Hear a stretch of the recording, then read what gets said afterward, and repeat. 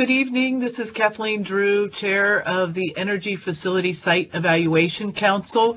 We are beginning the open house part of our public meeting tonight, and we may have some people make sure that their presentations are working and some other things. So if you're a member of the public and have a question about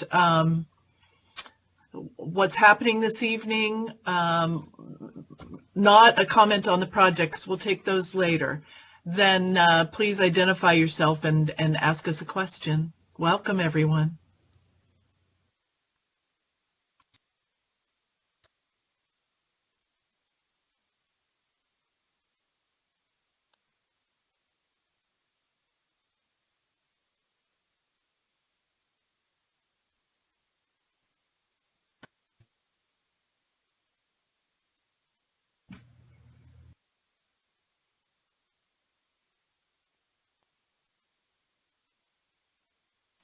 Hey, good evening, Chair Drew. This is Blake Bjornson with One Energy. I just wanted to let you know that Joan and I met up beforehand and made sure that everything was running smoothly on the presentation, so we're good to go from our end. Thank you very much. Thank you. Ms. Sullivan, I see you have joined us and are available. You're on mute, but I think that's fairly easy to. Is that better? Yeah, there we are.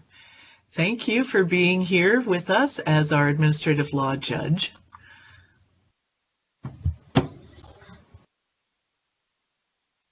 I'm delighted to be here with you.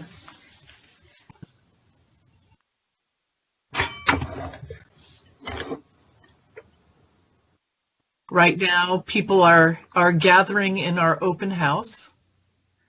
And I have said that if anyone needs to ask questions about the proceedings, please feel free to introduce yourself and ask that question.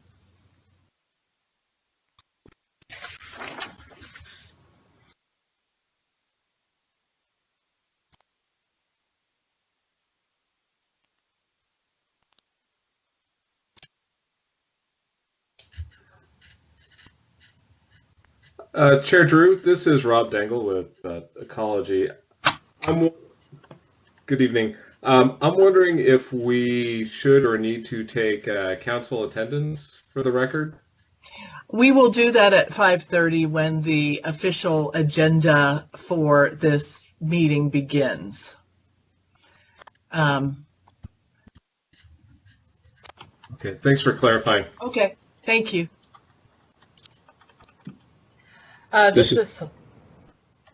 Sorry, go ahead.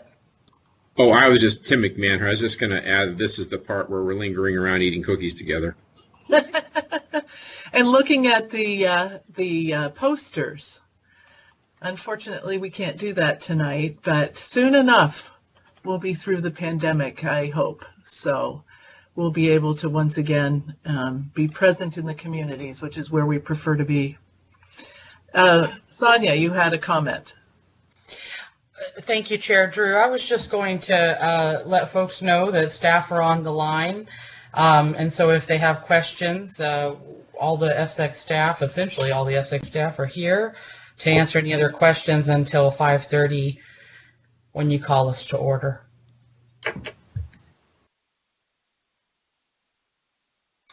Thank you.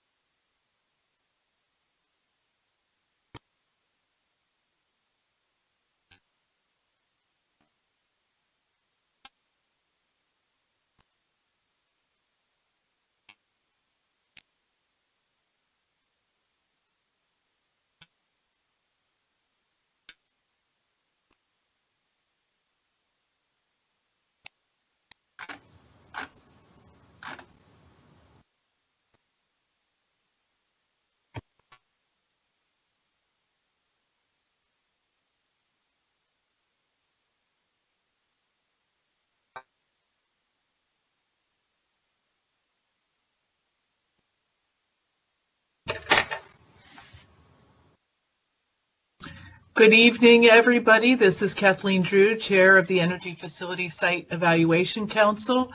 We are in the preparation for our public informational meeting, which begins at 5:30. So we do have EFSEC staff on the call. If anyone from the public has a question about our proceeding this evening, please go ahead and introduce yourself. Otherwise, we'll begin with introductions at 5:20 and then call the meeting to order at 5:30. So if you do have questions, members of the public or others, please feel free to ask a question.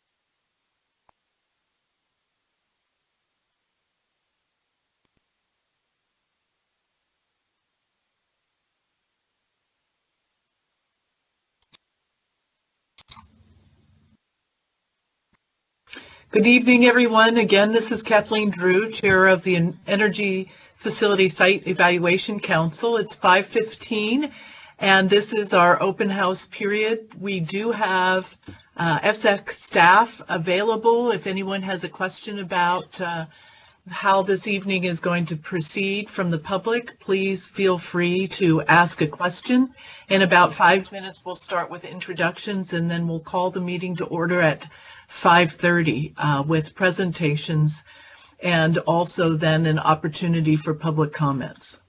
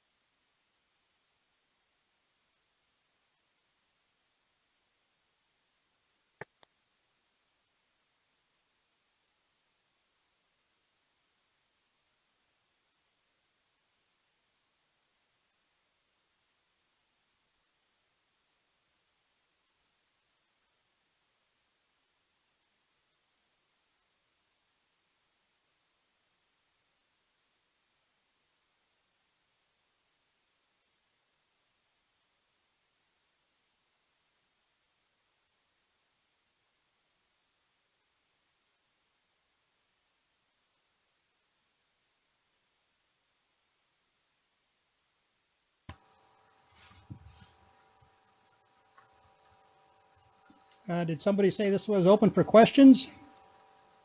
Yes, That's I correct. do. Please go ahead, sir. Introduce yourself and ask your question. Okay, David Ortman here in sunny Seattle, Washington. Always happy to see solar farms going up. Just had a couple of brief questions. One was, I presume there's been some sort of wildlife survey for any endangered species, sage grouse or pygmy rabbits or other types of critters that might be out there. Secondly, I understand that this is going to use some type of lithium storage. And of course, with lithium, the questions are always there about recycling and disposal of lithium used batteries. If there's any quick responses to those, that'd be appreciated. Thank you. Ms. Bumpus, would you like to respond? Yes, thank you, Chair Drew. Thank you for the questions, Mr. Ortman. We appreciate them. I did want to let you know that right now what we're doing is we're conducting our open house portion prior to the public information meeting and land use hearing for the Goose Prairie Solar Project. So what we're going to do is we're going to have a presentation about Goose Prairie. The applicant will do a presentation, and there'll be quite a bit of information about the project proposal before EFSEC. So that's not going to start until after 5:30. So if you hang on with us, I think that some of the answers to those questions will be answered in that presentation.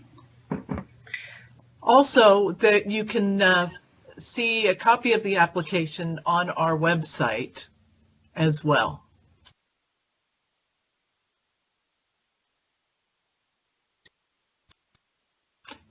And that is EFSEC at utc.wa.gov.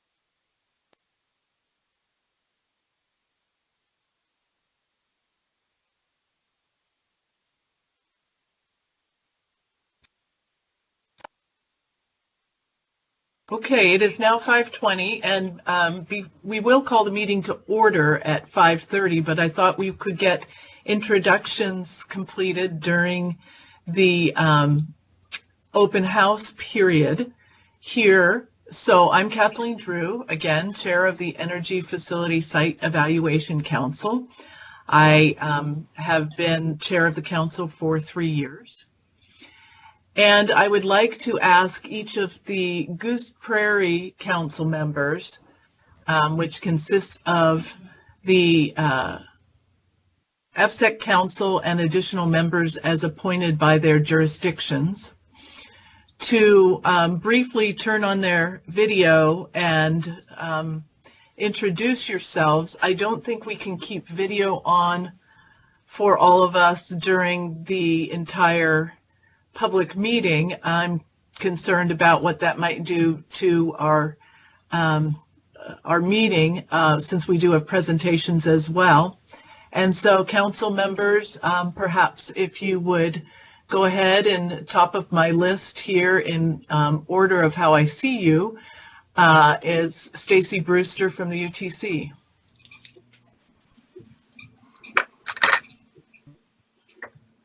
Hi, I'm Stacy Brewster from the Utilities and Transportation Commission. I've been with the commission for about 2 years now and with the council for that same period of time. Thank you. Moving on to Robert Dengel.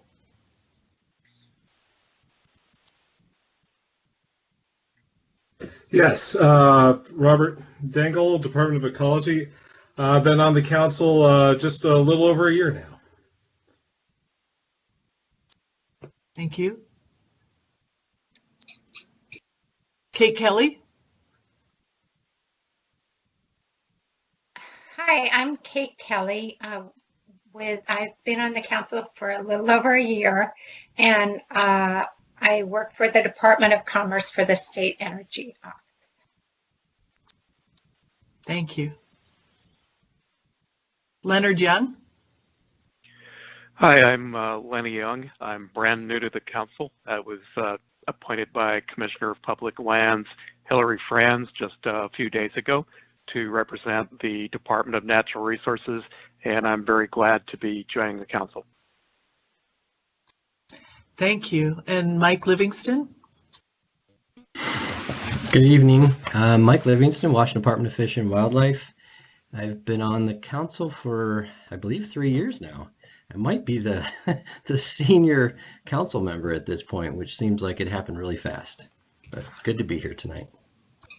Thank you. And also with the Goose Prairie project, we have Bill Sariel. Good evening. I'm Bill Sorial. I work for the Department of Transportation out of Yakima, and I've been with the council for a month now, just for this Goose Prairie project. Thank you. And also we have with us this evening our State Director of Agriculture, Derek Sanderson, who is here to listen in to this meeting as well. Yeah, thank you, Chair Drew. And I'm new to the council, but pleased to be here. Thank you.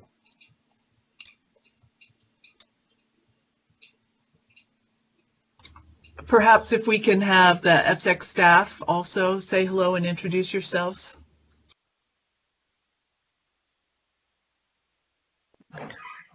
This is Sonia Bumpus. I'm the EFSEC manager. Happy to be here this evening.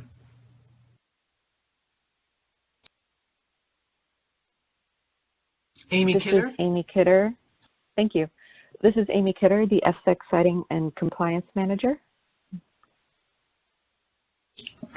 Yes, and I'm Kyle Overton. I'm the EFSEC Site Specialist assigned to the Goose Prairie project.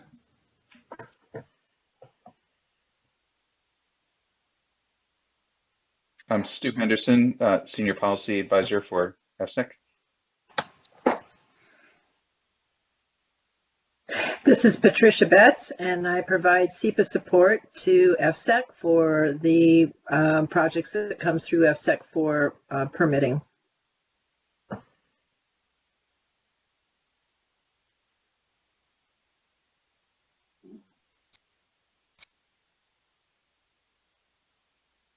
Stephen Posner.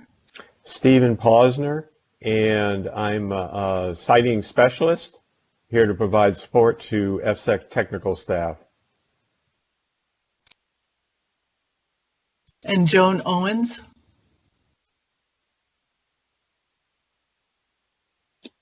Hi, this is Joan Owens. I handle the administrative side for EFSEC, and I'll be taking the role tonight, and I am the organizer for this meeting. I will also be calling out people for public comment, and if you need to sign up, please send an email to fsec@utc.wa.gov. Thank you. John Thompson. Oops. Yes, hi, this is John Thompson. I'm an Assistant Attorney General with the Washington Attorney General's Office. I am the assigned legal advisor for EFSEC.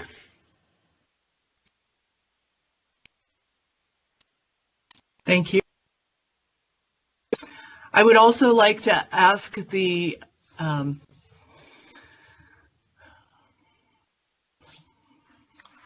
Council for the Environment, Bill Sherman, to introduce himself. He has a unique role as a member of the council. Thank you, Chair Drew. My name is Bill Sherman. I'm an Assistant Attorney General and Chief of the Environmental Protection Division. I've been appointed by the Attorney General to be Counsel for the Environment for this project to represent the public and its interest in protecting the environment. Thank you. Thank you.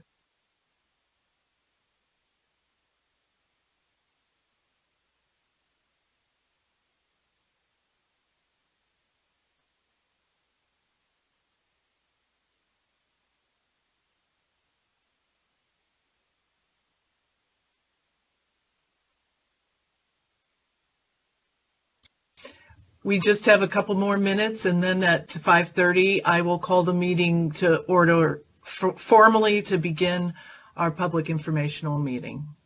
As you can see on the agenda, we will start with a presentation by the applicant, One Energy, and then a presentation from the Council for the Environment, and then a presentation by EFSEC. And then we will take public comments limited to 3 minutes apiece. Hey, Chair Drew, Blake Bjornson here. Wondering if maybe while we have a couple of minutes, if I could introduce myself and our team just real briefly. Please do so. Thank you. Just getting my video fired up there. So hello, everybody. Blake Bjornson from One Energy. I'm a project manager for this project and really looking forward to it. So just briefly, I'll hand it over to Ann Sickland on our team, and then Tim McMahon, who's legal counsel, and Linnea Fossum from Tetra Tech, and Eric Jansen from West. If you could introduce yourselves in that order, please.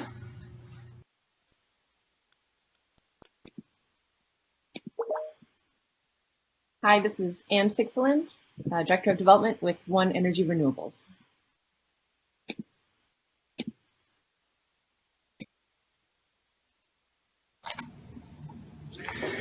Tim McMahon here. I'm, as Blake indicated, legal counsel to One Energy Goose Prairie, and very happy to have this project moving along here. It's been a long time coming, working pretty heavily to get this project up off the ground. So looking forward to this evening. Thank you.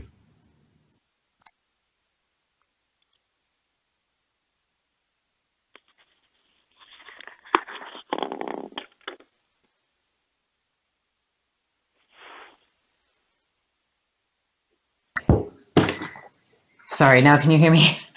Yes, Linnea, okay. Linnea Fossum with Tetra Tech, working on behalf of One Energy, putting together the various impact analyses for the project.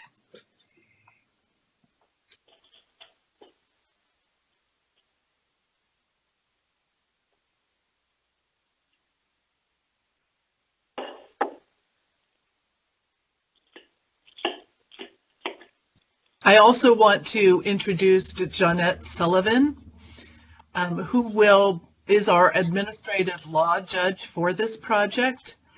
and she will be presiding over the public comment period as well as the land use and consistency hearing, which begins after our public comments, general public comments on the project. Thank you very much, Chair Drew. I'm Johnette Sullivan. I'm an administrative law judge with the Office of Administrative Hearings, and would like to welcome you all to this meeting today. It's 5:30, and you'll see the agenda for our meeting tonight. Are we ready to call it to order, Chair Drew? Yes, so I will begin with, again, welcoming and thanking everyone for joining EFSEC this evening for our public informational meeting and land use consistency hearing for the proposed Goose Prairie solar project. The purpose of EFSEC's meeting tonight is to share information about the Goose Prairie solar project and EFSEC's review process, and to hear public comment on Goose Prairie solar. EFSEC statute RCW 80.40.090 requires EFSEC to conduct a public information meeting and land use consistency hearing within 60 days of receipt of an application for site certification. We also refer to the application for site certification as ASC. The applicant, One Energy Renewables, submitted their application, or ASC, to EFSEC on January 19th, 2021. The ASC included a written request from One Energy Renewables for application review under EFSEC's expedited processing. Excuse me. This evening, we will have a presentation by the applicant about the proposed project, followed by a presentation about EFSEC's review process by EFSEC staff, and introduce the Council for the Environment, or CFE. Following this, we will begin oral public comments on the Goose Prairie project. Speakers will be allowed 3 minutes to present their comments.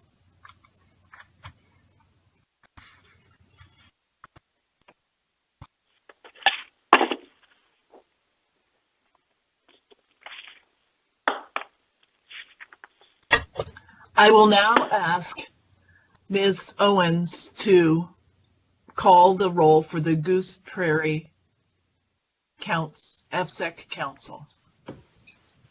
Department of Commerce. Kate Kelly, here. Department of Ecology. Rob Dangle, present. Department of Fish and Wildlife. Mike Livingston, present. Department of Natural Resources.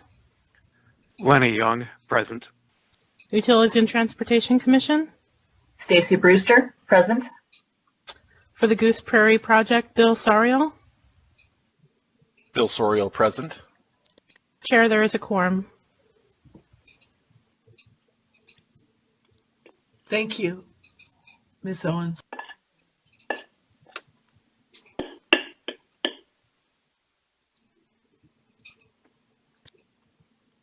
Next, we will have One Energy provide their presentation.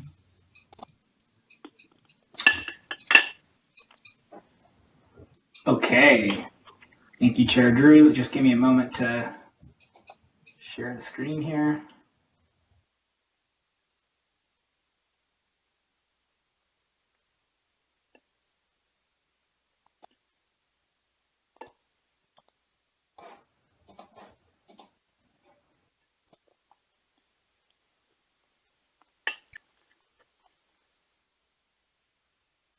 Okay, are you able to see my screen?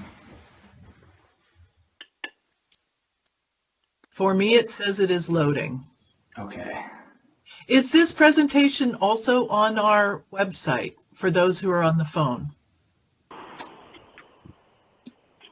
I would look to maybe Joan for that question. I'd sent it a few days ago, but I don't know if it is or not. Chair Drew, this is Joan Owens. Yes, it is on our website. And where could one find it on our website? Under the Goose Prairie, under the facilities, and then Goose Prairie? That is correct. Okay.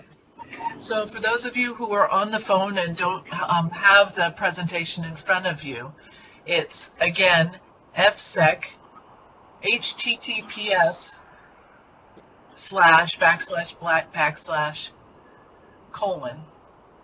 EFSEC, EFSEC at utc.gov.wa.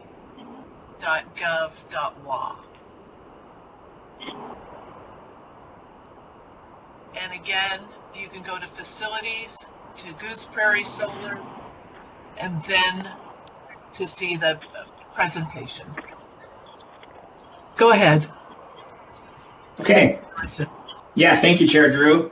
And thank you, EFSEC Council, for being here, and also the members of the public. I see a lot of familiar names, so thank you, everyone, for being here this evening. Yeah, my name is Blake Bjornson, like I said, project manager for the Goose Prairie Solar Project, and excited to be here tonight to talk about the project. Just wanted to start with a brief agenda, what we're thinking. We're going to get into an introduction on our team and to solar, and then we'll get into some specifics of the project with a big focus on the consultation and analysis done today. And then we'll wrap up. My understanding is that we'll have some time at the end for some questions from the council. But my presentation will be about 30 minutes here. So starting with just an introduction to One Energy, we are headquartered in Seattle. We've had a number of successful projects here in the West with operational projects in Oregon and Montana, and a number of other projects in our development pipeline. Goose Prairie Solar would be our first project in our home state, and we're looking forward to bringing it online, as that would certainly be an exciting first for our company, which has been around since 2010, based out of the Northwest. As far as company personnel who's working on this project, we've got a big team of legal and engineer, etc. But on the call today, we have myself and Ann Sickflind, who are the lead project developers. Ann is a director of development. She's going on about 7 years with One Energy, leading development projects in the West. And she got her start in the renewable energy industry in 2007 with previous solar and wind development with EDP Renewables and then EDF Renewable Energy as well. I have been developing solar projects with One Energy for over 5 years across the West as well. Yeah, and in terms of technical support, we had a few others on the call as we're just introduced. We've got Tim McMahon supporting us from Stoll Reeves. And also on the call, we have representatives from Tetra Tech, Linnea Fossum, and West, both of which did a number of technical studies for us. And then, just other groups that have helped throughout the project include GN Northern on some geotechnical analysis and the title company. And that folks from Tetra Tech and West will be available for any technical questions that we might need to get into. So first, before we get into specifics about the project, I just wanted to briefly touch on why solar is a great Washington product. Solar energy is in high demand in Washington because, primarily the Clean Energy Transformation Act passed back in 2019. And that requires 100% clean energy by 2045. Just recently, the Department of Commerce released its 2021 energy strategy. And one of the quotes from that was that significant quantities of new clean generation will be required to meet the future energy requirements of Washington's businesses and households. So we look forward to Goose Prairie being a part of that mix and creating in-state benefits for Washington. Secondly, solar is compatible with ag. It provides supplemental income to landowners, and it can be removed at the end of its life and have the land returned to its current use. And then the last item is solar energy has a production profile that correlates well with peak demand, especially at peak in the summer. And does not have an intensive use of water and does not have fuel price risk. Once the project's built, the sun does the rest for free. I was going to talk briefly about some of the community benefits from solar. So starting with taxes, throughout the life of the project, there will be reliable and sustainable source of revenue to the county in the form of personal and real property taxes. Those provide vital funding for the county's local schools, roads, police, etc., those essential citizen services. There will be recurring annual expenditures for the project, both in terms of lease payments to the landowners that I mentioned, which diversify their income, allowing for more resilience through the volatility of ag markets, and then also operations and maintenance costs, things like vegetation management. There's also local spending. During construction of the project, local businesses will see an infusion of spending for things like lodging and dining, gas, equipment rentals, hardware stores, building suppliers, just to list a few.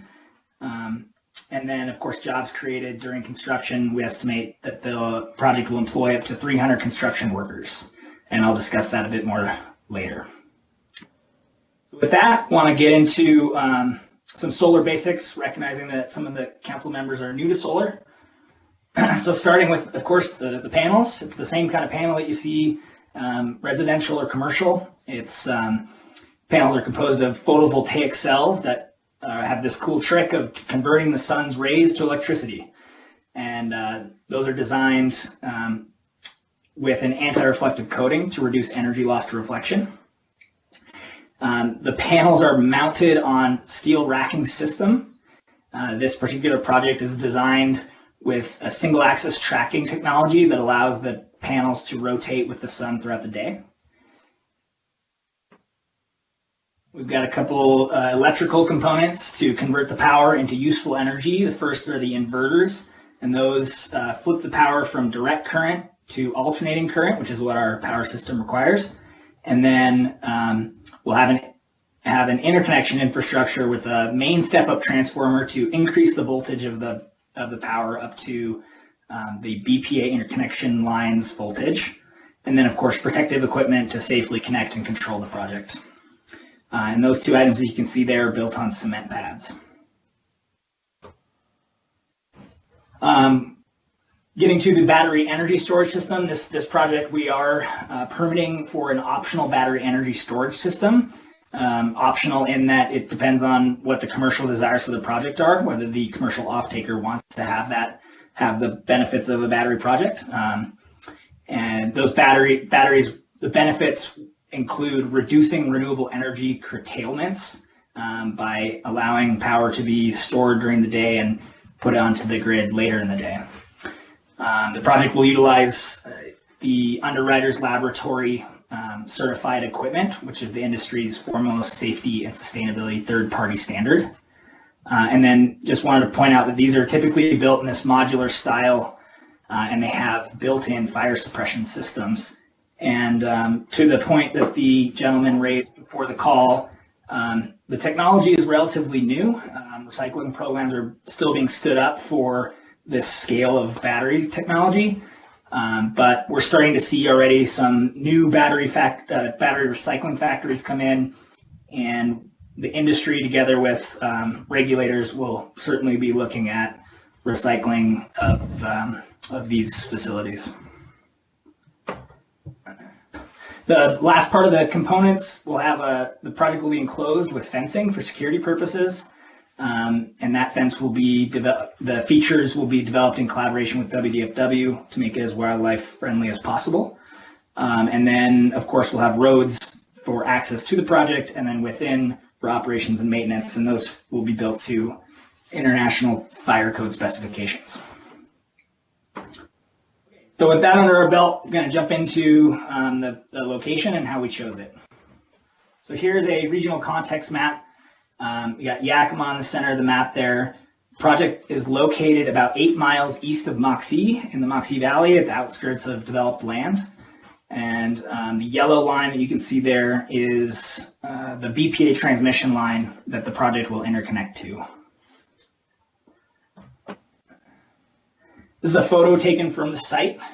You can see that interconnection line on the right side there. And then I like this photo because you can also see on this nice sunny October day all the sun that's hitting the area. And I think some of you may know that Yakima is known as the Palm Springs of Washington. So we're excited about the location, which brings me to this photo here, or excuse me, this map. So we chose this location for a number of reasons, which I'll get into a little bit more on the next slide. But this is a map produced by the National Renewable Energy Lab, which shows solar radiation.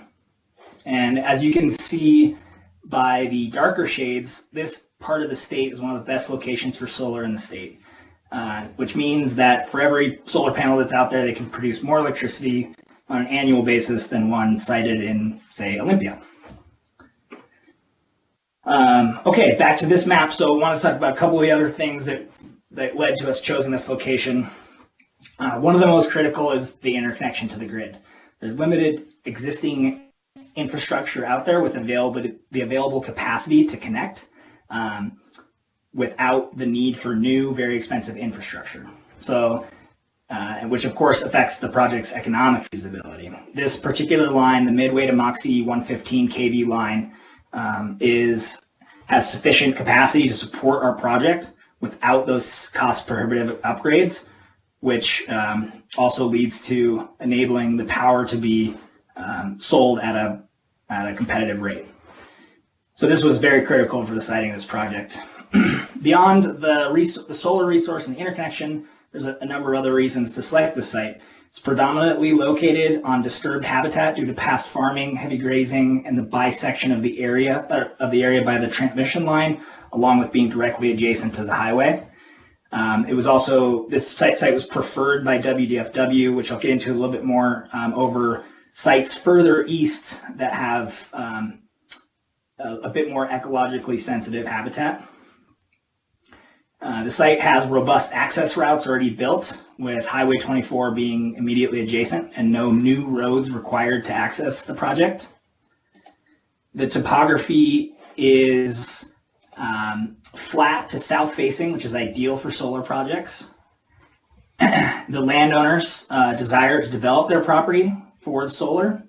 And finally, the zoning criteria, which we'll talk about more in the land use hearing, but at this location, solar projects are allowable as power generating facilities on ag land. With that, we'll zoom a little closer into the site here for a first look. The project encompasses 2 private landowners. Meacham is to the south, shown in green, and Martinez, shown in orange on the north. The Meacham is currently used, it's currently in the Conservation Reserve Program in CRP, which is set to expire the same year we are proposing construction. And the Martinez property is used for grazing. Both property owners have provided letters of support, which are attachment C to the application. And I see they're on the line today, so looking forward to hearing from them.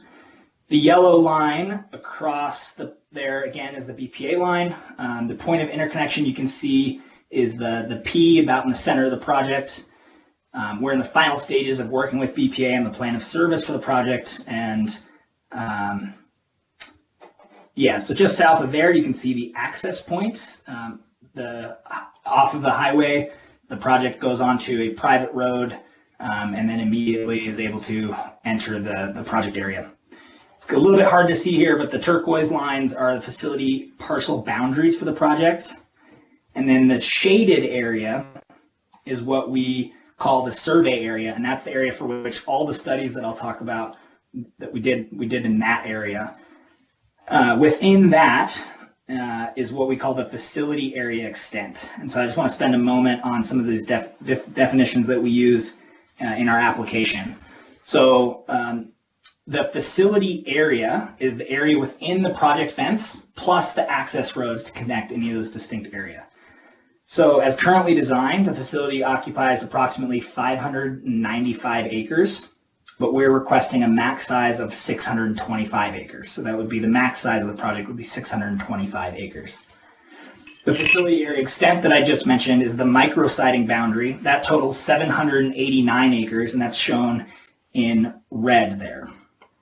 So as we work through development and various consultations on our file, as we get to our final design, we would cite the facility area within that facility area extent. So again, as proposed, the final facility area will be no more than 625 acres located within that 789 acre facility area extent. Okay, So with kind of all that in mind, can discuss the design, construction, and operations for the project. First, I just wanted to kind of show you a quick glimpse of some of the stakeholders that we engaged with over the last 4 years on the project. And I'll get into more detail with all these, but just wanted to kind of lead in with that. Here is our preliminary site plan. This is attachment B to our application. As you can see, the facility is currently designed as 3 separate arrays.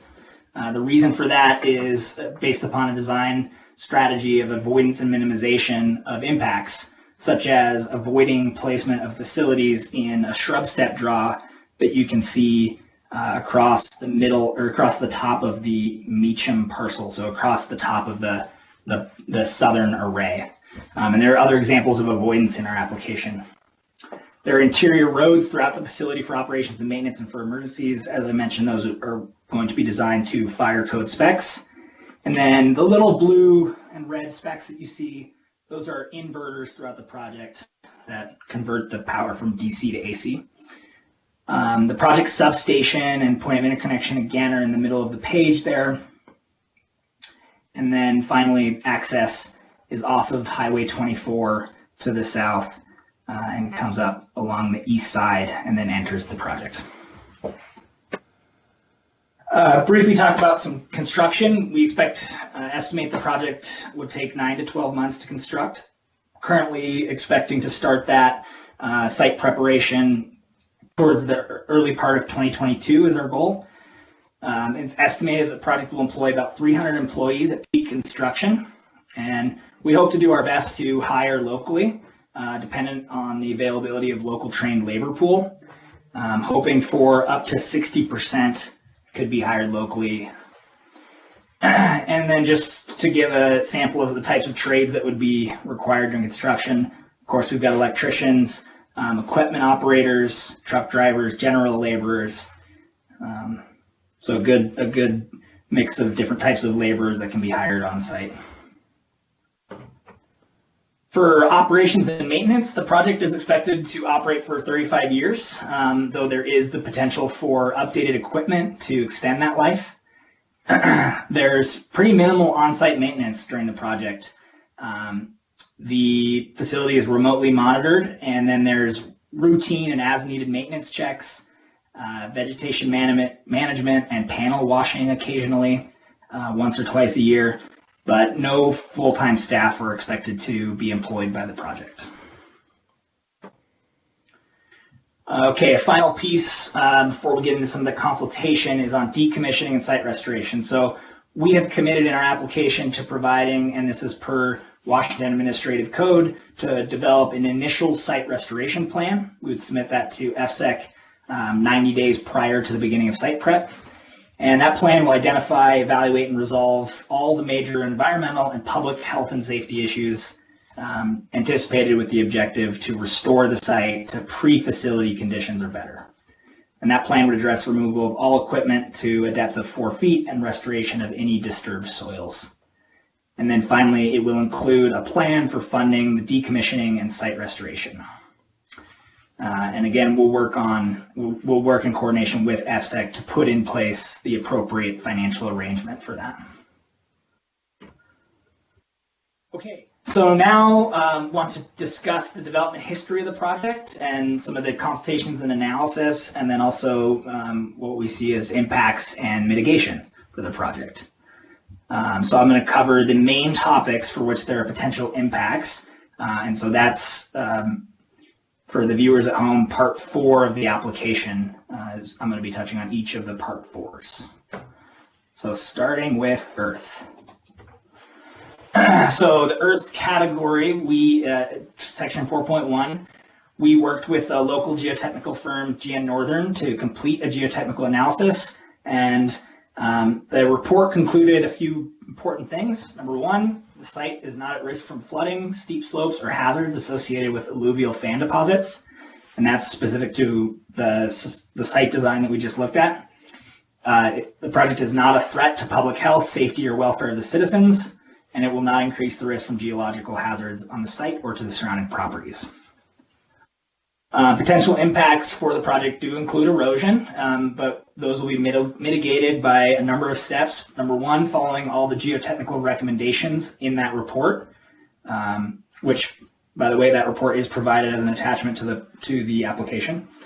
And then implementation of a number of plans, which include an erosion and sediment control plan and stormwater pollution prevention plan. Those would have best management practices for things like the appropriate use of silt fencing, and then of course the SWIP addresses stormwater runoff, flooding, and erosion, and that would include best management practices from the Department of Ecology's Stormwater Management Manual for Eastern Washington.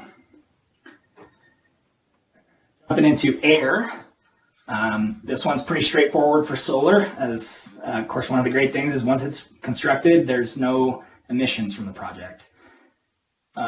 There are potential for vehicle exhaust emissions and fugitive dust particles, and then if necessary, a potential temporary concrete batch plant on site.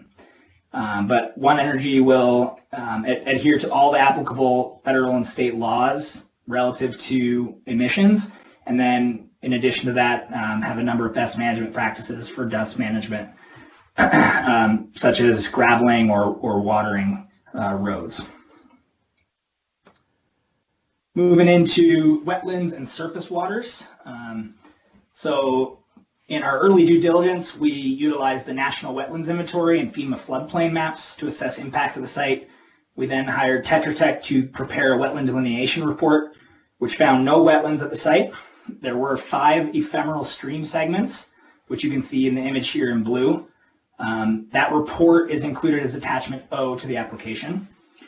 And then as part of the review process that's happening right now, the Department of Ecology is reviewing both the application and that wetland report. We also have the wetland report in for review at the Army Corps of Engineers, looking at federal jurisdiction. In Yakima County, ephemeral streams are categorized as type 5 streams and do not have a required buffer in the zoning code. However, One Energy is committed to avoiding those streams with at least a 50-foot buffer, with the exception of a stream crossing to access the northern arrays. And that crossing would either be a bridge that spans the stream or a ford with an appropriately sized culvert. And either way, as you'll see in the application, the crossing will be designed and constructed following state and local regulations. Moving into stormwater runoff, which is section 4.5. We conducted a phase 1 ESA, which showed no existing or potential water quality issues. And then of course the geotechnical report also indicated infiltration rates for water.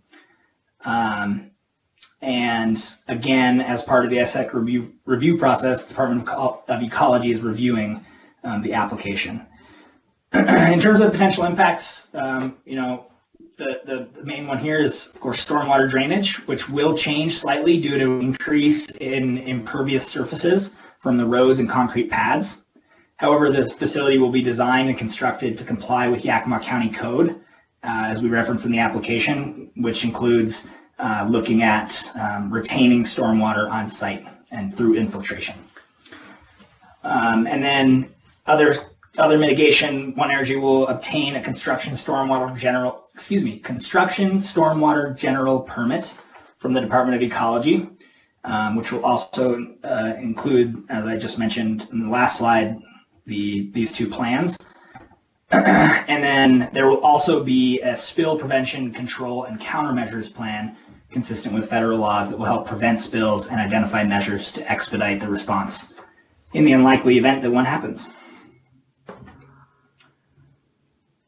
So jump into wildlife and plants. Those are covered in sections 4.8 and 4.9. This is a two-part slide. So here we're talking about some of our early due diligence, which we use publicly available information when reviewing all of our sites right away.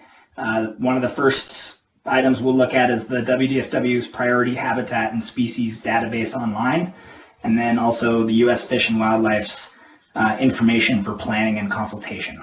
In addition to that, following that, we have a long history of consulting with WDFW on this site, starting way back in the fall of 2017, when we reviewed with them our first site for this project, which was further east, as I mentioned earlier. And their feedback on that site led to us moving the project to its current location. Following that, in the summer of 2018, we requested a formal consultation, provided a letter to WDFW, and then we got out for a site visit with them in the spring of 2019 in advance of some of our environmental studies. And then in the spring of 2020, we followed up with another consultation update, which included the Martinez site. And then following that due diligence and consistent with some of the state laws in terms of the requirements for the environmental studies that need to be conducted, we worked with Western Ecosystems Technology, also known as WEST, a independent third-party environmental consultant, and they prepared a number of studies over the course of 2 years, including pedestrian field surveys at the site, which led to the Wildlife and Habitat Survey report. And then, in addition, they conducted an analysis on rare plants and big game movement. And then finally, the last document there, which is the habitat mitigation memo. And all three of those are available with our application as attachments F, G, and R, respectively. Just to speak a little bit about some of the mitigation specific to wildlife and plants. The first major action, again, moving the site, just avoiding some of those impacts to begin with. The current site is at the edge of, the developed edge of Moxie Valley, and much of the land being used as previously disturbed habitat due to impacts from farming and grazing. Second, we have committed to avoiding and leaving intact and unfenced the shrub step draw that crosses east-west that I mentioned earlier as well. You can see that here, the orange band crossing the middle of that map there. Per WDFW request, we have also committed to raising the fence by 4 inches to facilitate wildlife movement, and we'll also not have razor wire on that fence. And then, in terms of in the design, we largely avoided some of the higher quality intact shrub step in favor of more of the CRP land and more of the degraded shrub, some of the areas that have been impacted by grazing. And then both during construction and operation, there will be a number of best management practices, which will include designing any above ground power lines using the Avian Power Line Interaction Committee's standards, and then implementation of noxious weed control, stormwater pollution prevention plans, and a number of others. And all of these mitigations are also in the application, of course, in section 4.9. The final two here, following construction, the site will be revegetated with a native seed mix that we'll work with the WDFW to identify. We actually believe that there's the potential for improvement of some of the habitat within, especially the Meacham property, which is currently dominated by a number of non-native species. And then finally, we'll work with WDFW to develop a habitat restoration and mitigation plan, which will include details for mitigation actions, revegetation, monitoring success. And we are currently in dialogue with WDFW per their policies and state law to determine the appropriate compensatory mitigation to achieve no net loss of habitat value and function at the site. Okay, moving on to the next section. This is section 4.13, and it's on environmental health relative to hazardous materials. Overall, the risk of fire at a solar project is low. According to some industry reports, there are fewer than 1 incident per 10,000 installations.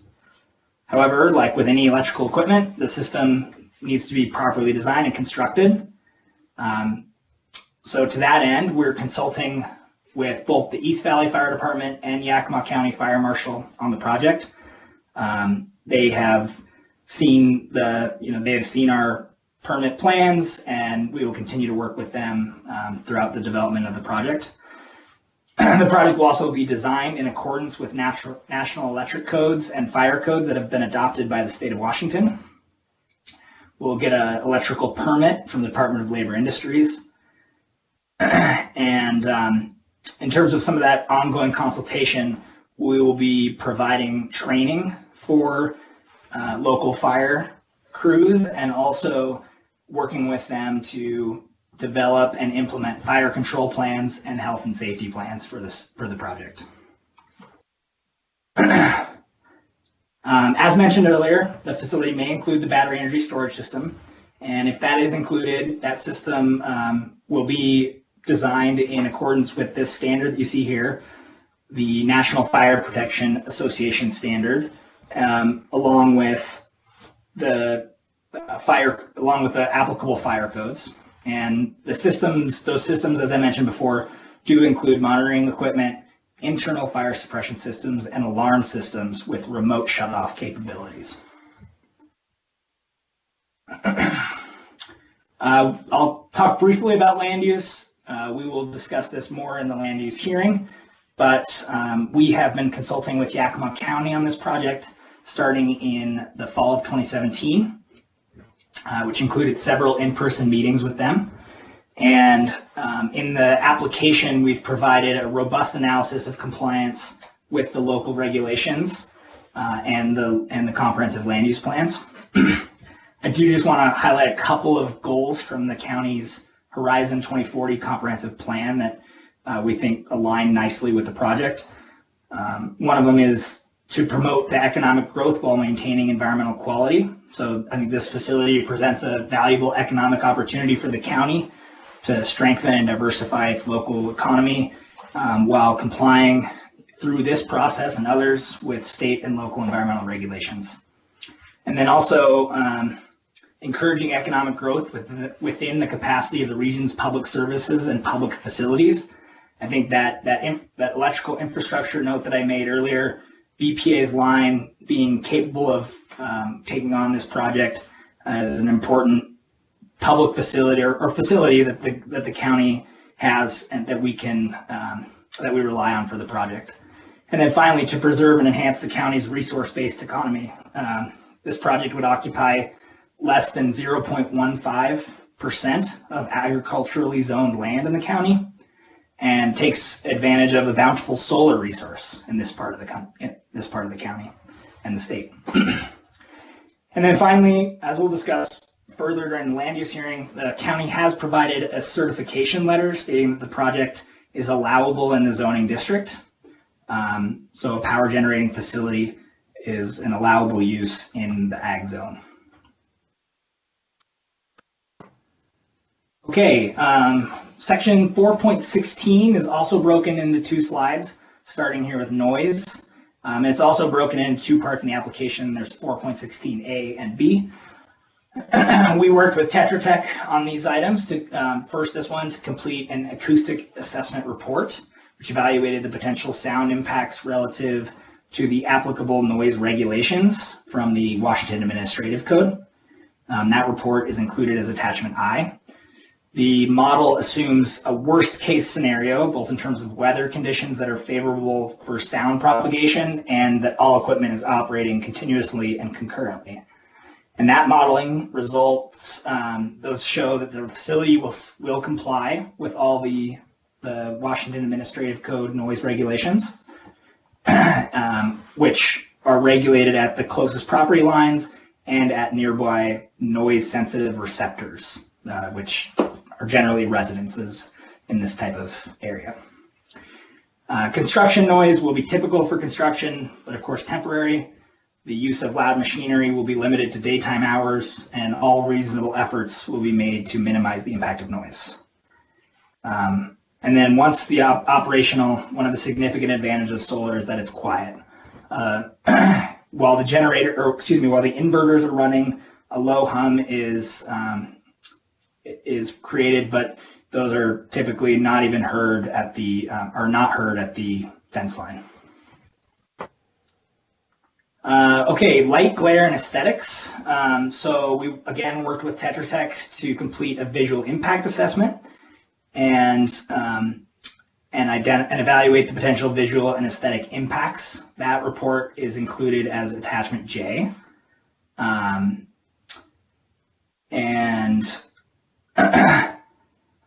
Excuse me, sorry. The methodology for that report followed the US BLM's Visual Resource Management System, which is a well-accepted, widely used method for rural areas and is often used for evaluating energy facilities.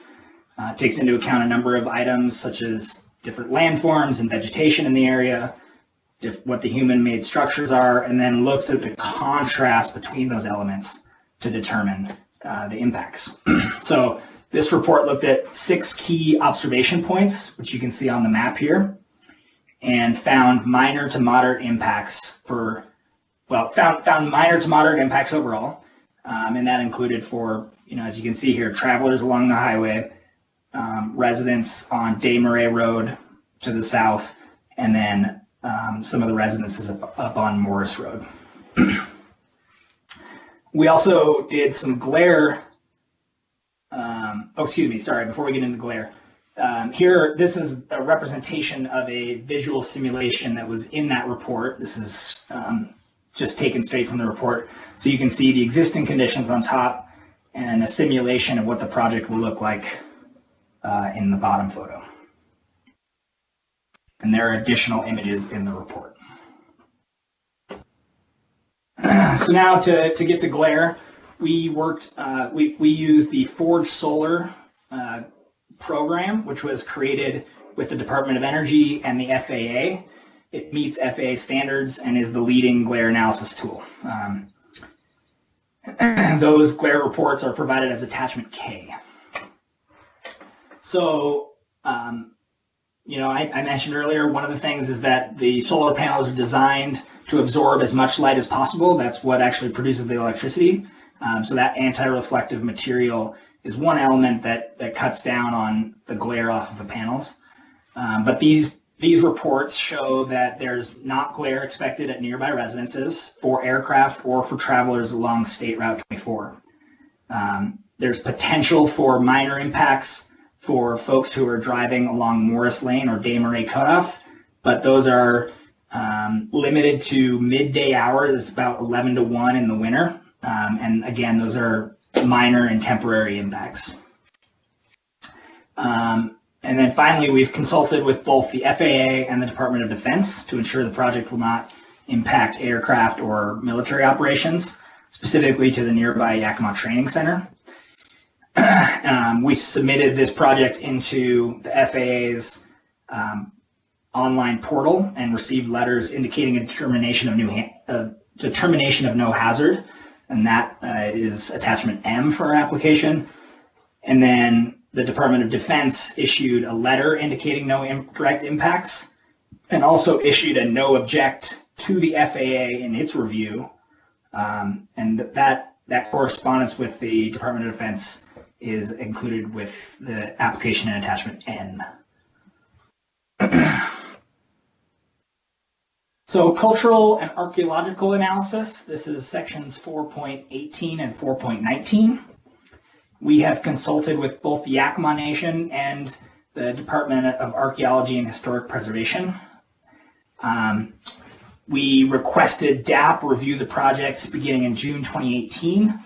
And then similarly, the Yakima Nation in the spring of 2019, and both those groups requested that we perform an archaeological survey, which we began in the spring of 2019, again working with Tetra Tech.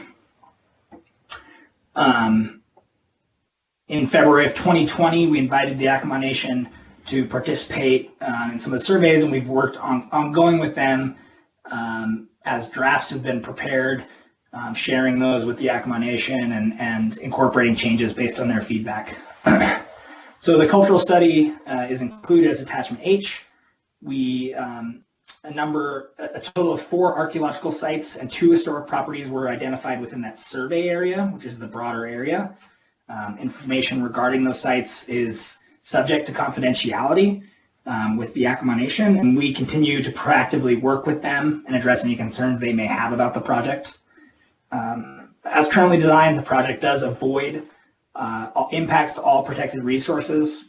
However, if the design changes such that there are impacts, One Energy will consult with DAP and the Yakima Nation and comply with all the laws and regulations, such as the DAP excavation permit if necessary.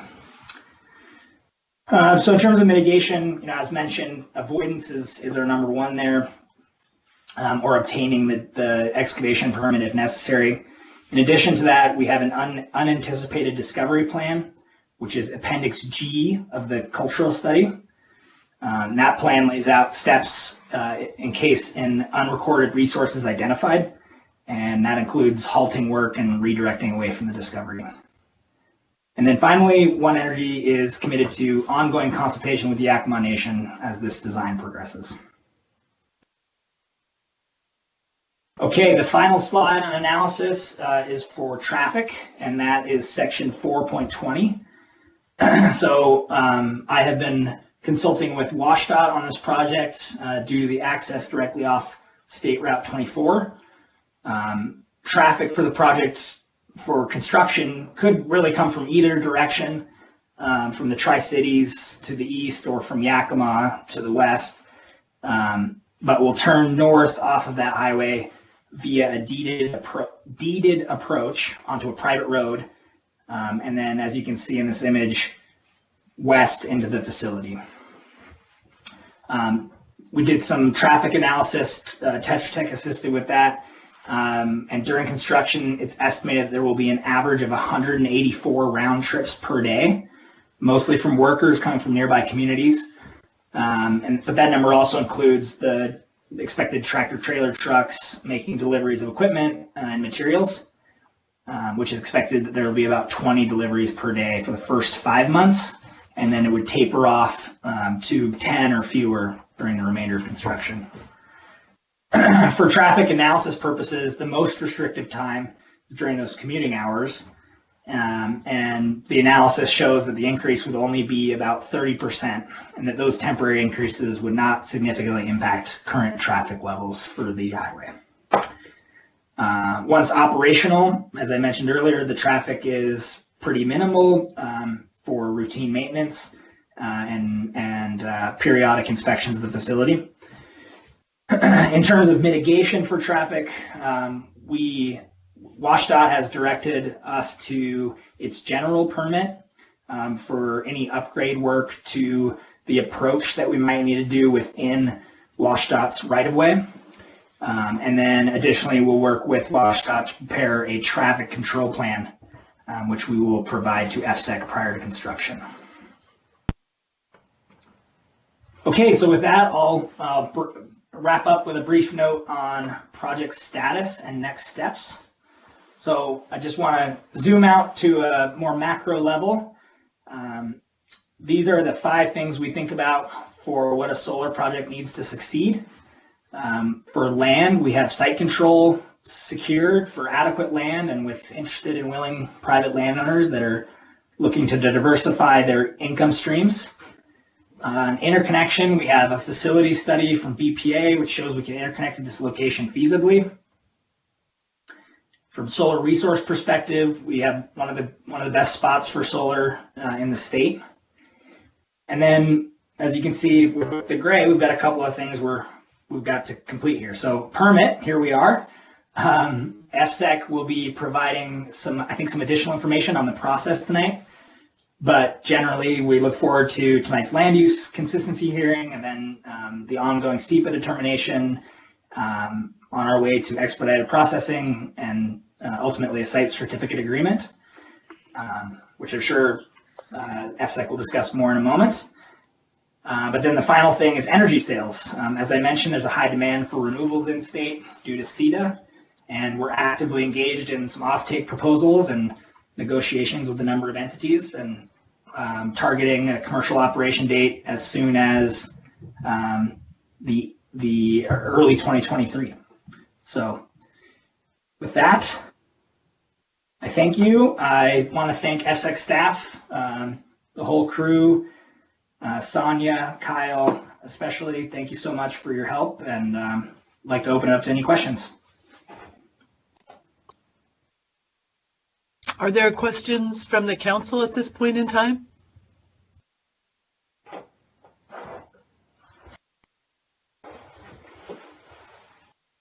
Okay, thank you. And moving on to the next part of our agenda, we do have the Council for the Environment who's going to, again, introduce himself. But I do want to say that I gave the wrong email. I gave the email address rather than the website for EFSEC. The website for EFSEC is www.efsec.wa.gov.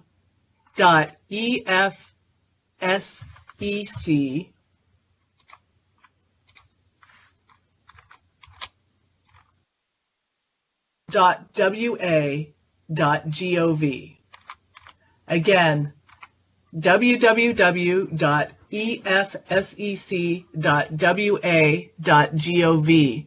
You can see the application, you can see this presentation, and the comments that we receive, and a great deal of information there.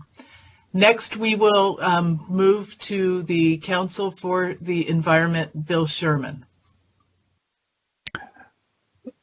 Thank you, Chair Drew. Did you just want me to introduce myself again, or I don't have a presentation for this evening? Yes, and just perhaps let people know what your role is and perhaps your contact information.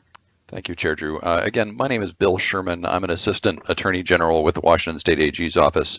I'm the Chief of the Environmental Protection Division and have been appointed by the Attorney General to serve as Counsel for the Environment for this project. The Counsel for the Environment is a role that's created by state law that says that when there's a project like this that comes before EFSEC for a determination, the Attorney General appoints somebody to kind of be the lawyer for the environment and for the public's interest in protecting the environment. And that person, that Counsel for the Environment, kind of has a role in the council's proceedings, just like another party. So that's me for this. You are welcome to contact me. My email address is bill.sherman. My last name is spelled SHERMAN @atg.wa.gov.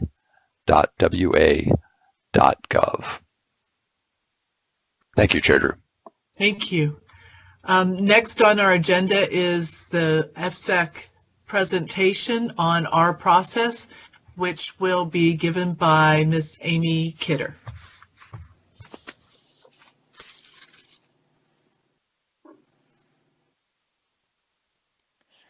Thank you, Chair Drew.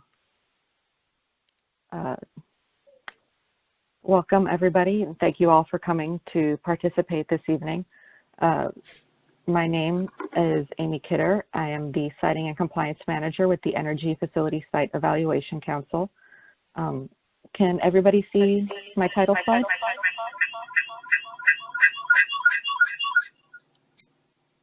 We did, and then it was gone.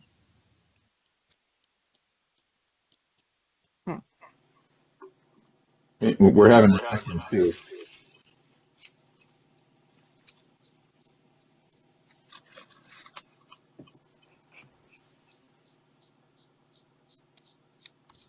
And there is feedback. Can we make sure everyone's mics are muted, other than Amy Kidder?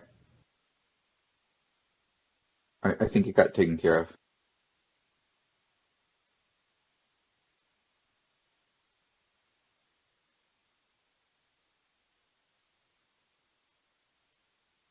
All right. Can we see the title slide now? Yep. Yes. Great. I just have some slides over here to go over the EFSEC process for those who are unfamiliar with EFSEC and how we operate. A little bit of history of the agency. EFSEC was created in 1970 for the siting of thermal power plants. The intent was to create a one-stop permitting agency for large energy facilities. EFSEC is comprised of state and local government members, who I'll go into a little bit more detail on here in a moment, who review each application before making a recommendation to the governor. This decision preempts other state or local government's decisions. This is the council membership that we have. As you can see, there are a handful of state agencies. Our chairperson is appointed by the governor, who is currently Kathleen Drew. We have Robert Dingle from the Department of Ecology, Mike Livingston from the Department of Fish and Wildlife, Kate Kelly from the Department of Commerce, and Lenny Young from the Department of Natural Resources. And the Utilities and Transportation Commission council member is Stacy Brewster. These make up the council members that sit on the council full-time. There are also project-specific council members for the review of an application. A local government, a city or a county, may choose to appoint a council member, as well as a port district who has the option of appointing a non-voting council member. There are other agencies who have the option to appoint a member during application review, such as the Department of Agriculture, the Department of Transportation, who has appointed Bill Sorial for this project, as well as the Department of Health and the Military Department. And these agencies, these appointees review projects under application and, then the full-time council oversees compliance of the facilities for the duration of the council. The facilities that are under EFSEC jurisdiction are large energy facilities, any nuclear power facility where the primary source is to produce and sell electricity, as well as non-hydro, non-nuclear thermal power plants over 350 megawatts. There are other projects that may opt in, such as alternative energy projects, wind, solar, etc., as well as transmission lines. EFSEC also has jurisdiction over pipelines and refinery and storage facilities over a certain size, and all of this information over specificity of the size can be found in our RCW 8050-060. Here's a map of the facilities that are overseen by EFSEC. We have 5 operating facilities, including 2 natural gas facilities, 1 nuclear facility, and 2 wind facilities. There are also 3 additional facilities that are approved but have yet to start construction, 2 of which are wind facilities and a 3rd solar facility. EFSEC is currently reviewing applications for 2 facilities, including the Goose Prairie facility, which is, of course, what brings us here this evening. Here's a flow chart of the general process an applicant will go through when they submit an application to EFSEC.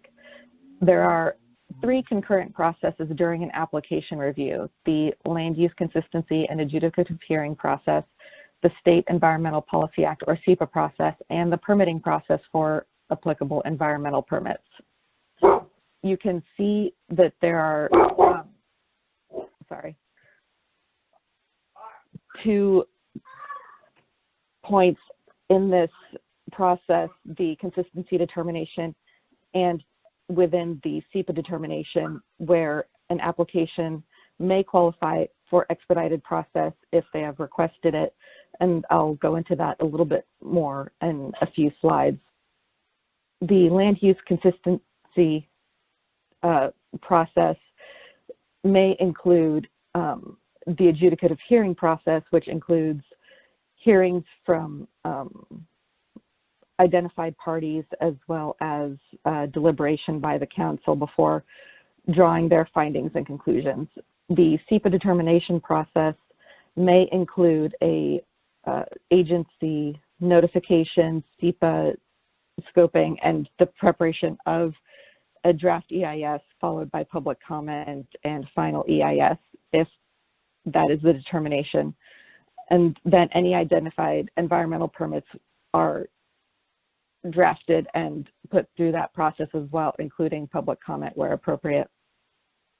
All of this information is considered when the council makes their final decision, and the draft SCA is prepared if the council chooses to recommend approval, and this package is then delivered to the governor along with for the governor's decision on the project. A little bit more information about the adjudicative process. The steps in there involve compiling the records, the exhibits, the information from the identified parties. There are stipulations and settlements. The council then deliberates before developing their findings and conclusions.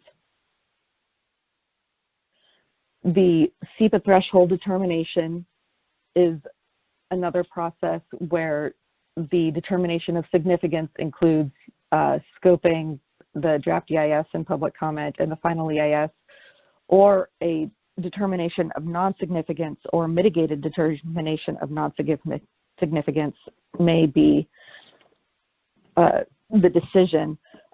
When those are the determinations, an environmental impact statement is not required.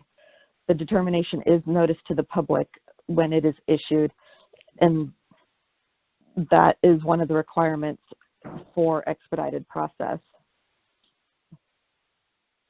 You can see here for expedited process, the applicant must request expedited process in writing, either with their application or shortly after. The council must then determine the eligibility of the application for expedited process. And there are two requirements to meet expedited process. The project must be consistent with land use, and the project must have a determination of non-significance or a mitigated determination of non-significance. If the project is eligible for expedited process, the council then reviews the application under this expedited timeline without an adjudicative proceeding or an environmental impact statement, as they are not required, and make their recommendation to the governor as with the standard process.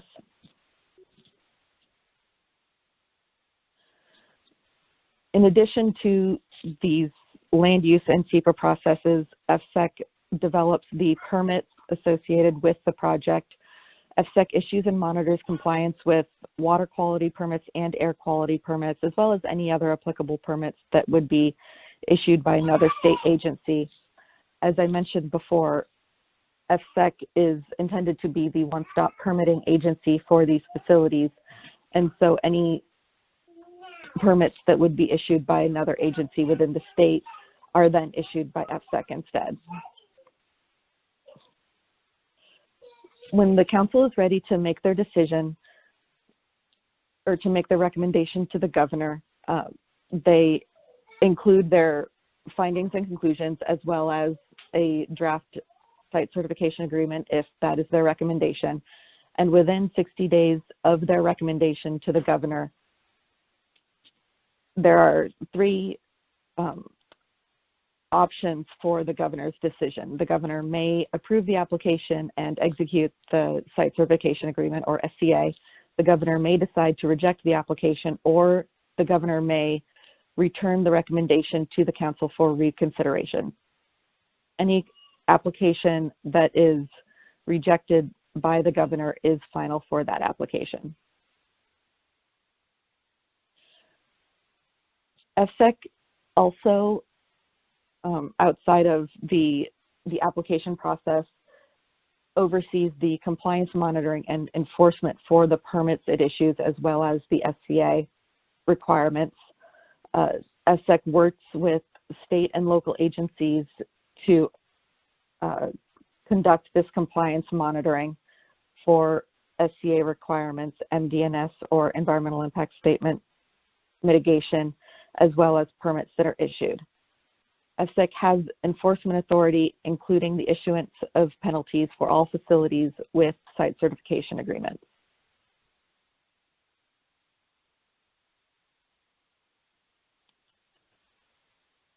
And that, in a nutshell, is the EFSEC process.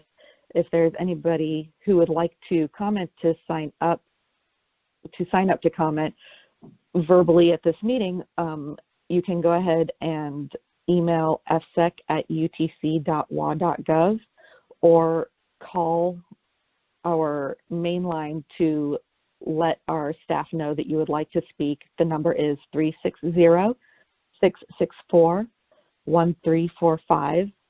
You can also send your comments by other means. If you are uninterested in making a verbal comment today, we can accept comments by mail at Energy Facility Site Evaluation Council. The address is 621 Woodland Square Loop, P.O. Box 43172, Olympia, Washington 98504.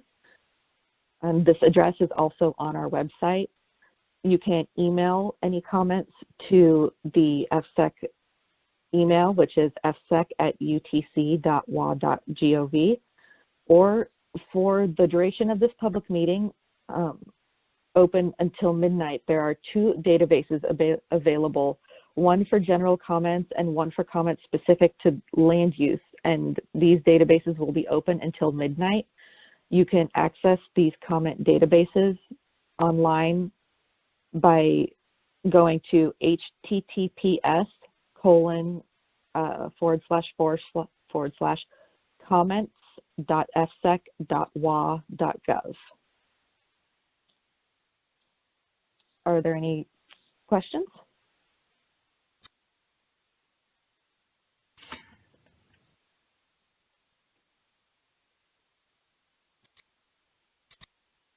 Thank you, Ms. Kidder. I will now turn the rest of this meeting over to Ms. Jonette Sullivan, our administrative law judge, to preside over the comment period.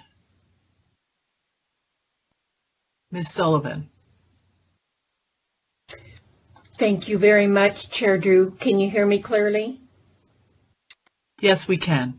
Great. Thank you very much. Ms. Bumpus or Ms. Owens, are there any individuals who have indicated in order that they would like to present public comment? We currently have one person signed up. All right. And Mr. Ortman spoke earlier as well. Who is our individual who signed up? We have Brad England. All right. Thank you.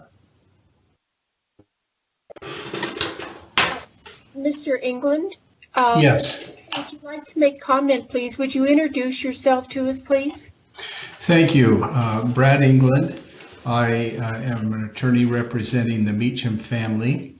So Judge Sullivan, Chair Drew, the EFSEC Council, I appreciate this opportunity to speak today to talk on behalf of the Meacham family. The Meacham family has owned, well, the proposed site, most of it is sitting on property that's been owned by the Meacham family for more than 60 years. The property has no irrigation water rights and as a result has been historically dry farmed. But because of the lack of the water rights, the property has had very low productivity, and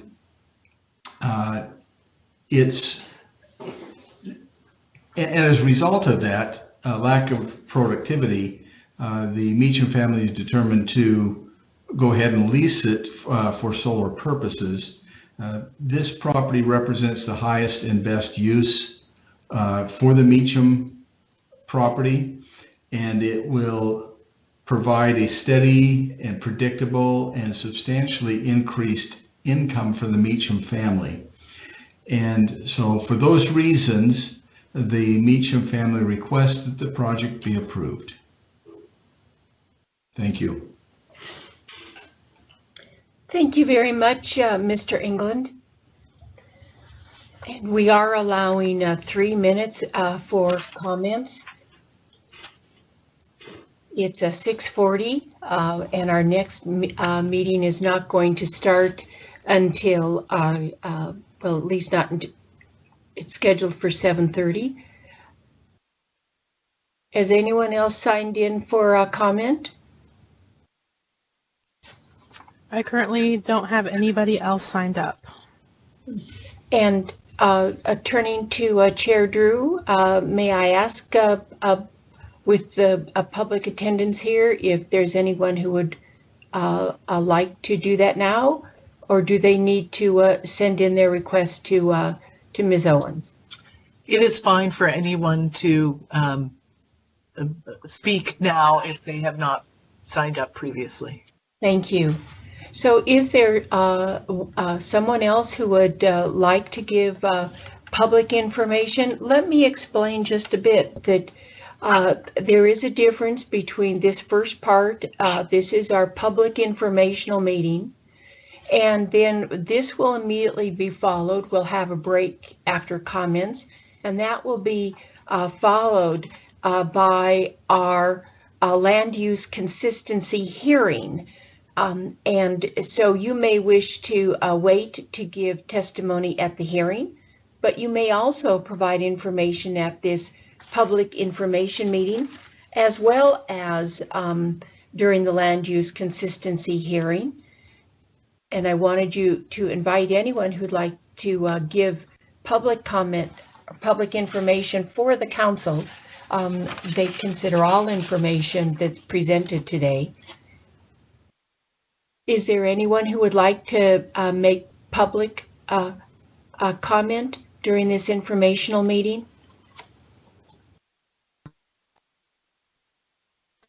Hello? Yes, sir. Your name, please? Yes, this is David Ortman again. Sorry, I will make some just general question comments at this point. Just to repeat earlier thoughts was, I understand that there was survey being done, and as a result the project was moved further to the west, and that is a good sign that there's a process going on. I guess I didn't hear any specific information about specific endangered species reviews, but perhaps that'll be in the information forthcoming. Secondly, again, was not entirely clear about the response to the question of lithium batteries recycling. That is something that continues to be of general concern given our continued reliance on rare earth minerals and other materials like this, that they do need some sort of cradle to the grave looking at, and that again should be something that EFSEC should request the applicant to address. And then finally, I understand that Northwest Energy, which used to be called WHOOPS, the Washington Public Power Supply System, although they really didn't supply much, was becoming more and more antagonistic toward both solar and wind generation for hooking into the grid, because somehow it interfered with their reliance on hydropower.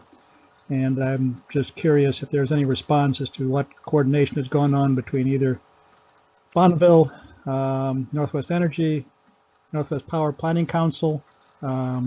Maybe I missed that in the outline, but it would be interesting to hear about that. And again, David Ortman here in Seattle. Thank you. Thank you very much, Mr. Ortman, for your comment.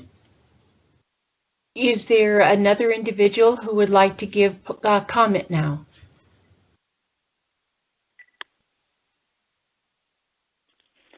Hello? Yes. I'd like to make a comment. My name is Carol Martinez. I'm one of the adjacent landowner and residents, and I'm wondering if there's any possibility of grazing of sheep or goats underneath these panels, these solar panels.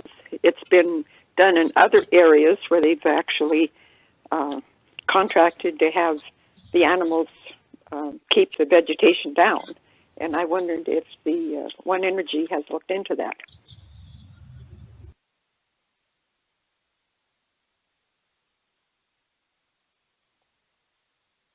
Thank you for your comment. Yes, thank you for your comment. Chair Drew, most of this information is going to be for the council. That's the purpose of the informational meeting. Is there an opportunity during this public meeting for One Energy to respond to questions such as those by Mr. Ortman or Ms. Martinez? I think what we will do is they are here present taking notes, and I'm sure that they can provide information back to those individuals. Thank you. Other public comment?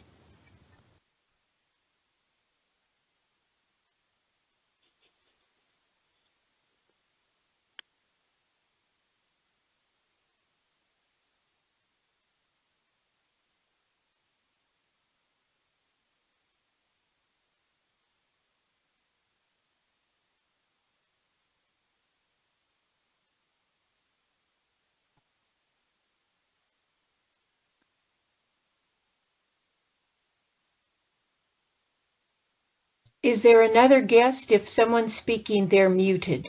We are not able to hear you.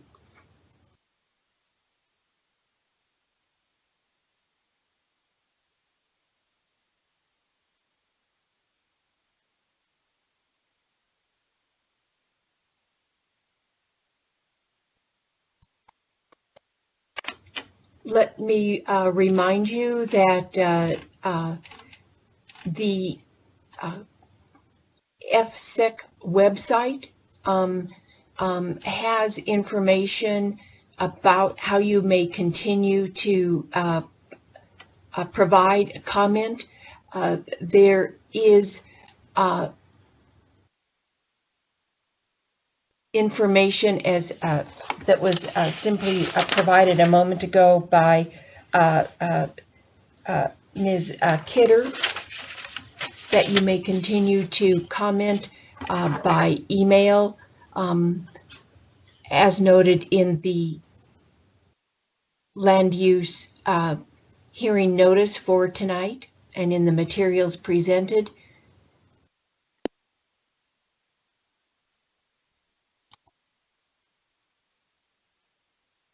Any other public comment?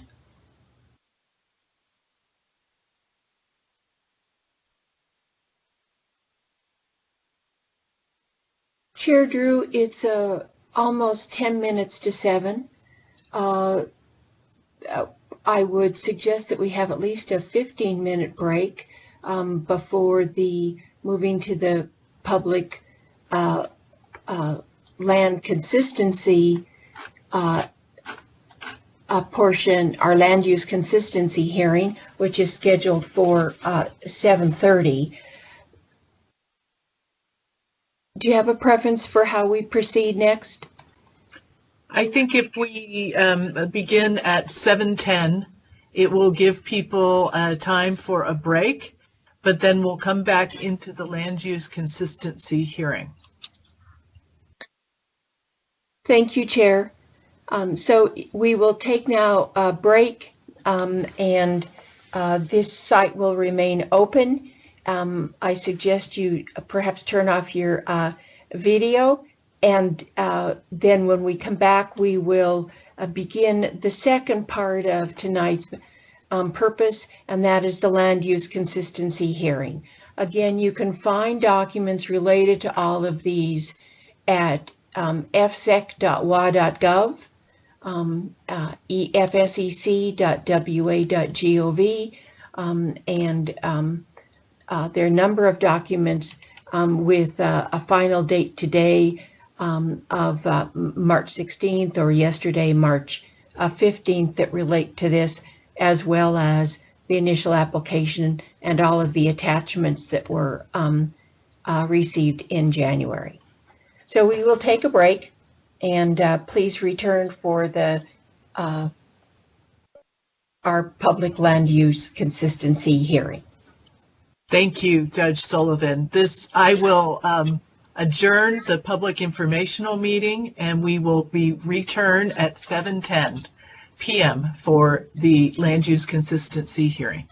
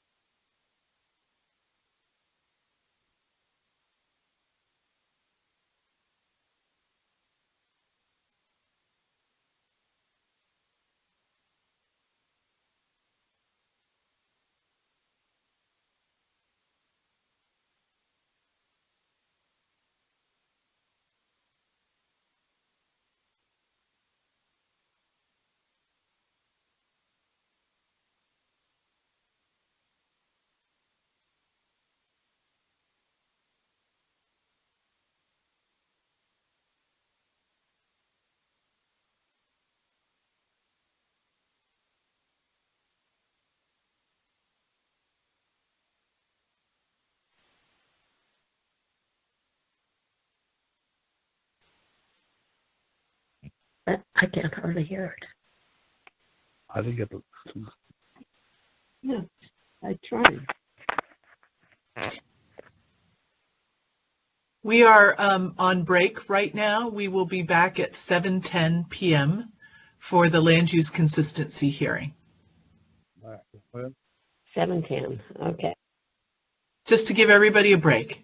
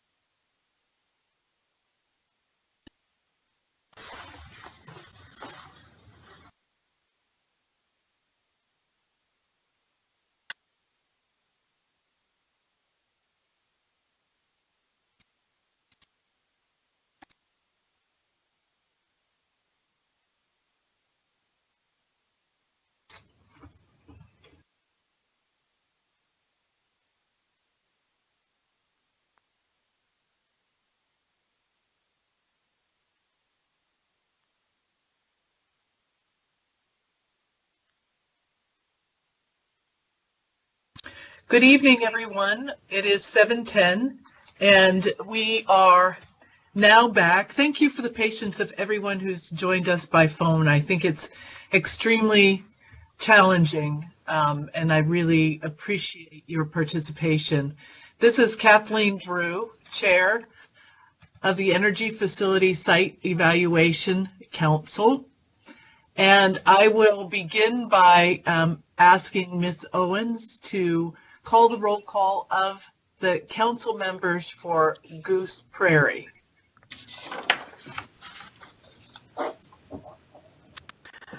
Department of Commerce. Kate Kelly, present. Department of Ecology. Rob Dingle, present. Department of Fish and Wildlife. Mike Livingston, present. Department of Natural Resources. Lenny Young, present. Utilities and Transportation Commission. Stacy Brewster, present. For the Goose Prairie Project, Bill Sariel. Bill Sorial, present. Chair, there is a quorum. Thank you. And now Ms. Judge Jeanette Sullivan, our presiding administrative law judge, will begin the hearing for land use consistency. Thank you, Chair Drew. We just completed the informational public hearing for the Goose Prairie Solar Project, and we are now required by Revised Code of Washington RCW 80.50.090 subsection 2, and by the Washington Administrative Code WAC 463-26-035 to hold a land use hearing. This is the opportunity for the public to provide testimony regarding One Energy's proposed project in terms of the project's consistency and compliance with land use plans and zoning ordinances. This is the opportunity to give testimony, and if you've not already done so and you would like to testify, I'll be calling potential witnesses in the order that they've signed up, and you can email to EFSEC, that's EFSEC, at utc.wa.gov, or you may telephone to 360-664-1345. Let me repeat, 360-664-1345 to give your testimony. You may also submit your comment or your testimony online, and that is at https://comments.efsec.wa.gov. For those of you on the telephone who cannot read the screen, let me repeat. Online comments can be posted at https://comments, that's COMMENTS.efsec.wa.gov. A quorum is present to receive your testimony. Ms. Bumpus, do we have witnesses who have signed up? This is Joan Owens. We currently do not have anybody signed up to testify. Then I will ask for those members of the public who are present. Is there someone who would like to testify? You can unmute and state your name, and I'll give you the oath of a witness. Judge Sullivan, this is Tim McMahon, legal counsel for One Energy. And at least in prior proceedings, the applicant has provided some opening information and kind of laid the groundwork a bit for land use consistency. I'm happy to do that now if you wish. Yes, sir. All right. Again, Tim McMahon, attorney with Stoll Reeves Law Firm. I'm legal counsel to One Energy Goose Prairie. And Judge Sullivan, thank you for this opportunity. Chair Drew, members of the council. Unlike some prior proceedings, this hopefully won't be quite as exciting as others. And I think this can be a fairly brief presentation. Just to be kind of on the safe side, I would request that the record developed from the prior public meeting be made part of the record for these proceedings and admitted into evidence as part of the record for the land use proceedings. And then secondly, we do have a document called Certificate of Zoning Compliance that has been submitted to the applicant, and we've submitted it to the Siting Council. I think Yakima County actually submitted it directly to EFSEC. So I would ask that that be entered into evidence for these proceedings as well. Let's take a pause there for a second. Thank you. So there's two requests for information to be made part of the record for the council's consideration, and that would be the information that was received from the public during the informational part of the meeting, and also that the certificate of zoning compliance, you believed it's part of the application, but it was perhaps directly from Yakima County, that also be made part of the record during this testimonial part for the land use consistency hearing. Is that yeah? I'm sorry, Judge Sullivan. The zoning compliance certification is not part of the application. It's a separate standalone document that was submitted by Yakima County to EFSEC. Thank you for the correction. And we may have representatives from Yakima County online. That'd be great if we do. This should be relatively straightforward, I think, and quick, given that we do in fact have a certificate of compliance, which does not happen with every project. And as Blake indicated during his presentation, the facility that's being proposed here is an allowable use under the Yakima County Code. It's characterized as both an energy resource facility and a power generating facility under the zoning code. And for the council's benefit, we did attach a document called Attachment A to our cover letter, along with the Yakima County zoning compliance certificate. That is within the application, but we wanted just for you to have it in your hands tonight if you wish to have it. So the zoning code does allow this use as a conditionally allowed use. In addition to that, the Yakima County is required to plan under Washington's Growth Management Act. And within that framework, the county's goals and policies in its plan are really, as a GMA county, they're intended to guide and to inform the actual adoption of development regulations. Comprehensive plan in Yakima County is not per se a regulation. It doesn't in itself control land development, but it provides a framework for the county's zoning. So I just want to kind of clarify that just a little bit because these things can potentially get a little bit confusing. So the process here to determine consistency and compliance, I'll just call it land use consistency to make it simple henceforth. It's important both as a step for all EFSEC projects, whether an applicant has request expedited proceeding or not.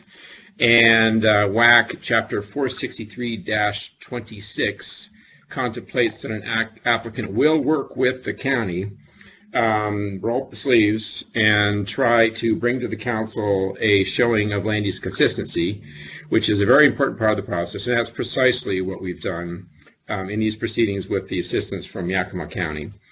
Also, land use consistency is a key element or step for the council to expedite the proceedings in accordance with WAC chapter 463-43. And Sonia Bumpus talked about this at the very beginning of the process here, so I don't think I need to go any further.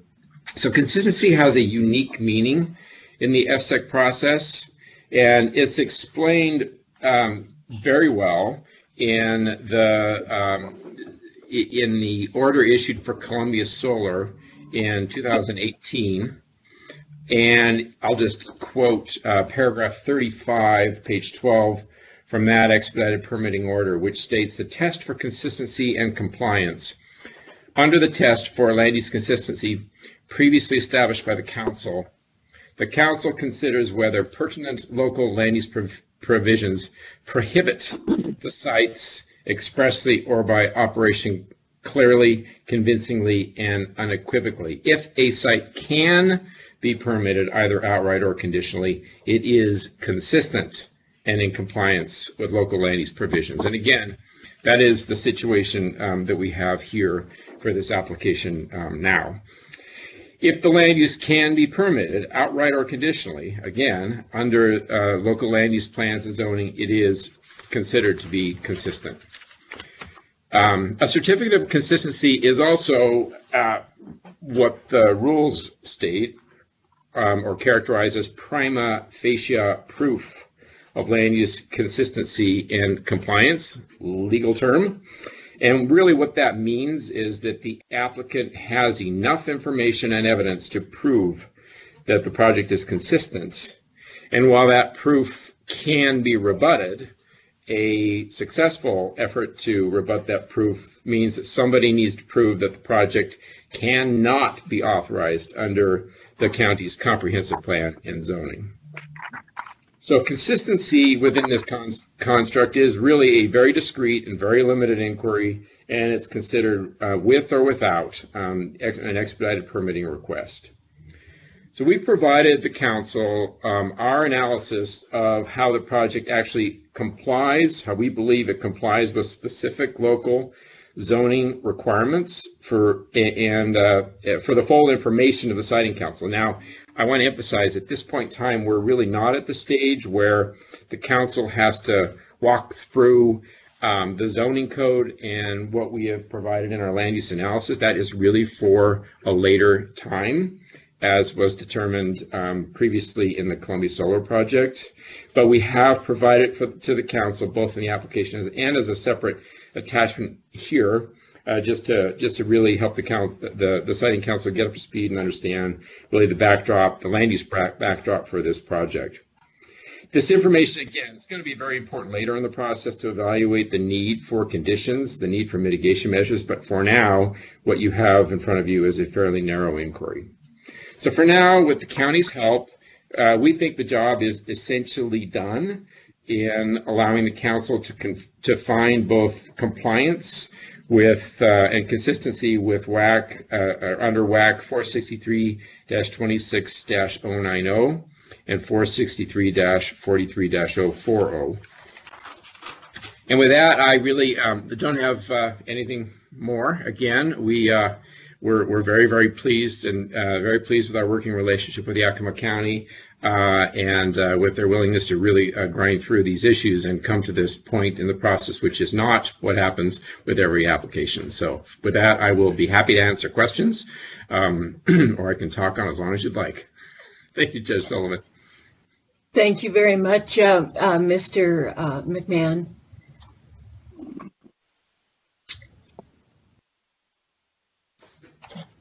Chair Drew, before I ask if there is another person who would like to give testimony, did anyone on the council or you wish to take up Mr. McMahon on his request for any questions that the council might have?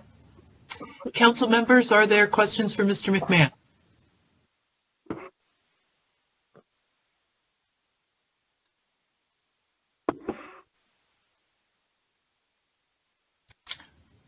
I don't believe there are questions. Thank you.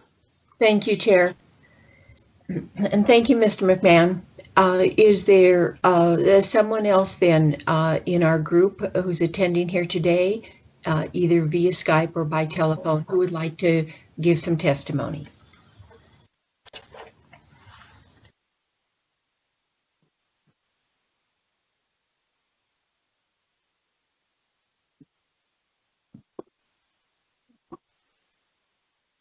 Hello?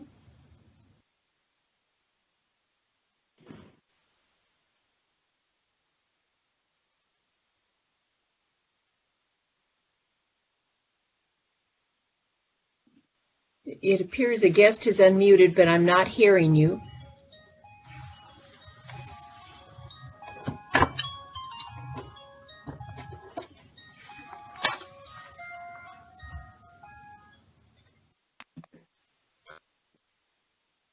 Anyone else who would like to testify?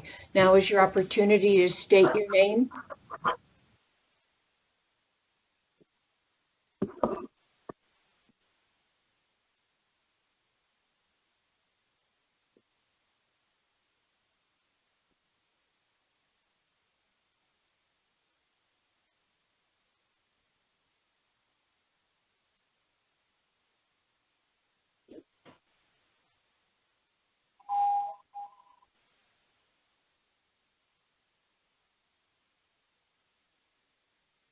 Then let me turn to the chair. I can see that there's a guest, but they've not spoken. I don't have a name, and no one else has spoken up.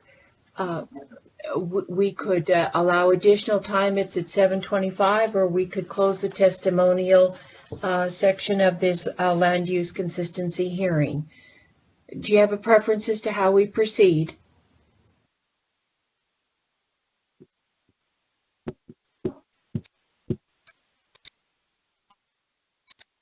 Thank you, Judge Sullivan. I believe somebody may just have their microphone open because I'm not hearing anyone trying to say anything as well. So I think we can conclude the testimony in the land use hearing. Then let us note for the record that it's 7:26. We've received testimony from Mr. McMahon, counsel for One Energy, and want to remind those that you may still submit a comment in writing, and that is to https://comments.efsec.wa.gov. Thank you, Judge Sullivan. I do want to note for public information that hard copies of the application, the Goose Prairie Solar ASC, were sent to the Moxie Library, Yakima Central Library, Wapata Library, Sela Library, and the Washington State Library. And again, you can also find the application and letter requesting expedited processing review on the EFSEC website at www.efsec.wa.gov. And I believe this concludes our hearing for tonight and our proceedings. The meeting is adjourned. Thank you. Thank you, Chair.